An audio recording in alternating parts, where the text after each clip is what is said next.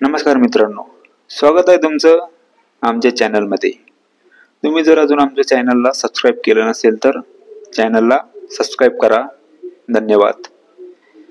ही कथा पूर्णपणे काल्पनिक असून फक्त मनोरंजनासाठी आहे। आजची कथा आहे कामवाली कामिनी। या कथेतील मुख्य पात्र आहे कामिनी। तर चला कथेला सुरुवात करू। कामिनी 3-4 घरातले घरकाम करते। कामिनी सुरुवातीलाच चंदूच्या घरी कामाला आली होती। पहिल्यांदाच कामिनीला बघून चंदू तिच्या प्रेमात पडला होता। कामिनीचं वय 28-29 होतं। तिचा रंग गोरा आणि चेहरा खूपच सुंदर होता। चंदू आणि त्याचे मम्मी पप्पा हे तिघे राहत होते। चंदूचे मम्मी पप्पा दोघे पण नोकरीला होते, त्यामुळे त्यांना घरकामासाठी एक कामवाली पाहिजे होती। नंतर कामिनी तिथे आली। पहिल्या वेळेस चंदूने कामिनीला बघितले आणि तो तिला म्हणाला, तुम्हाला बघून असं वाटत नाही की तुम्ही असं घरकाम करता। कामिनी म्हणाली, मजबुरी असते कोणाची त्यामुळे। नंतर चंदू कामिनीला थोडी मदत करत होता। त्याला कामिनी सोबत बोलायला खूप आवडत होते।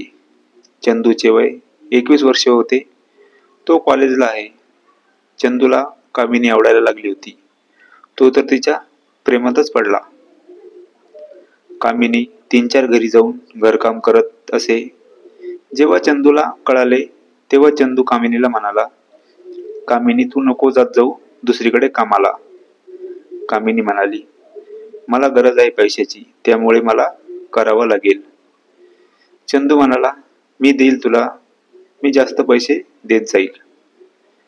नंतर कामिनी फक्त चंदूच्या घरी काम करत असे। एक दिवस चंदू आणि कामिनी दोघेच घरी होते।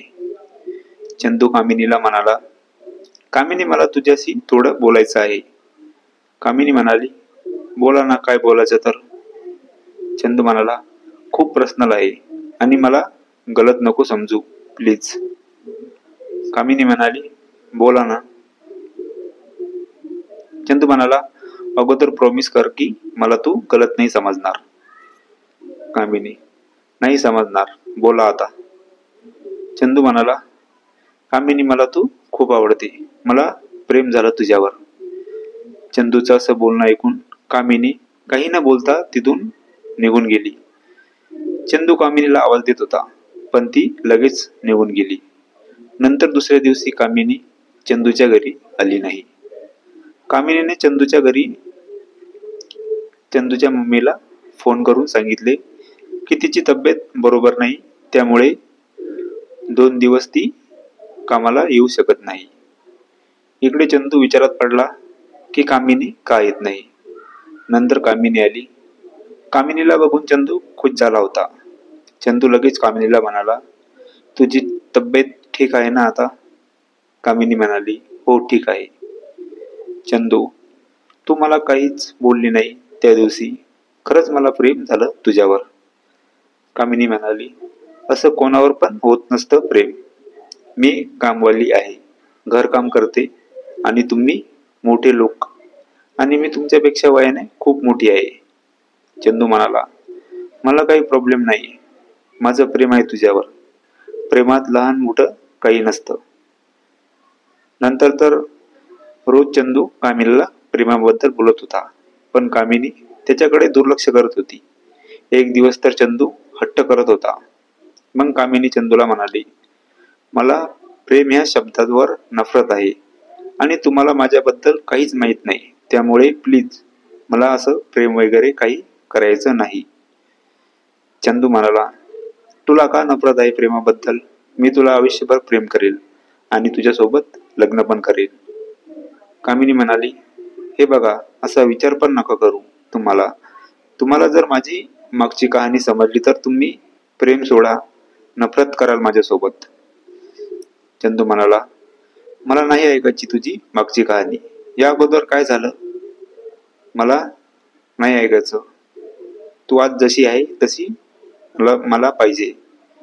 दुसऱ्या दिवशी सकाळी जेव्हा कामिनी चंदूच्या घरी आली, तिला घर थोडं सजलेलं दिसलं आणि ती जशी घरात आली तिच्या अंगावर फुले पडली आणि समोर चंदू गुडघ्यावर बसून तिला प्रपोज करू लागला. कामिनी म्हणाली, हे काय करता? मम्मी पप्पा बघेल.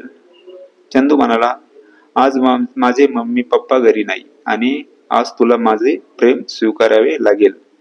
आय लव्ह यू कामिनी. कामिनी तर भान विसरली होती. ती चंदूच्या डोळ्यात बघत होती.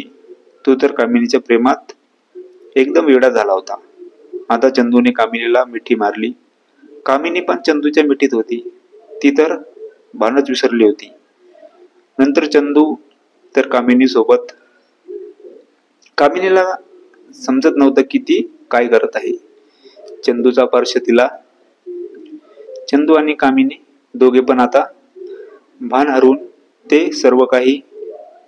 नंतर कामिनी अचानक होशमध्ये आली आणि ती चंदूपासून वेगळी झाली. ती चंदूला म्हणाली, असं नाही होऊ शकत. मी तुमचं प्रेम नाही स्वीकारू शकत. चंदू म्हणाला, का नाही स्वीकारू शकत कामिनी? तू माझं प्रेम काय कमी आहे माझ्यात? कामिनी म्हणाली, कमी तुमच्यामध्ये नाही, माझ्यामध्ये आहे. माझी मागची कहाणी काय आहे हे तुम्ही अगोदर जाणून घ्या. चंदू, मला नाही जाणून घ्यायचं काही. कामिनी म्हणाली, तुम्हाला माझा भूतकाळ जाणून घेणं गरजेचं आहे आणि त्यानंतर तुम्हाला माझ्यासोबत प्रेम कधीच नाही होणार. नंतर कामिनीने जे सांगितलं ते ऐकून तर चंदू एकदम शॉक झाला. कामिनी चंदूला म्हणाली, मी एका मुलीची आई आहे आणि मला माझ्या नवऱ्याने सोडून दिलं. कारण मी ज्या मुलीची आई आहे ती मुलगी माझ्या नवऱ्याची नाही. जेव्हा माझ्या नवऱ्याला हे कळालं तेव्हा त्याने माझ्यासोबत नातं तोडलं.